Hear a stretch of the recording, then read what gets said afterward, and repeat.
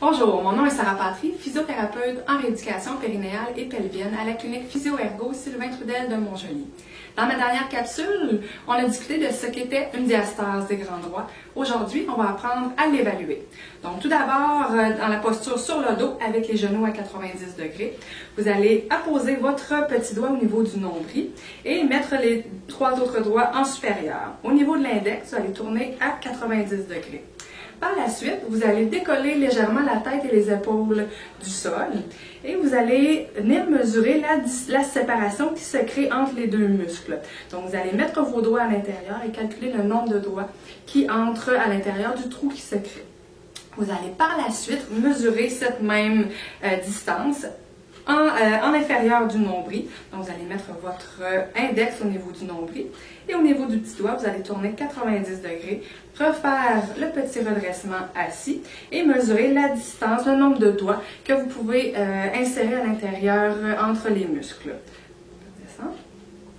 Chez certaines personnes, lorsqu'il y a une diastase des grands droits, on peut observer une hernie ou une bosse qui va se créer au centre des abdominaux.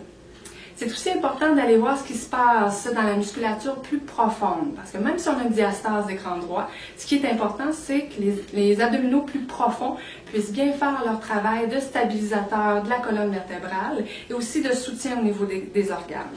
Donc, pour évaluer ça, on va au préalable demander une contraction au niveau du bas du ventre, au niveau du muscle transverse. Pour ce faire, on va entrer le nombril vers l'intérieur, vers la colonne vertébrale. On va refaire le redressement assis et prendre la mesure au-dessus et en dessous du nombril. Chez une femme enceinte, donc après l'accouchement, il peut être normal d'avoir une séparation jusqu'à 6 semaines après l'accouchement.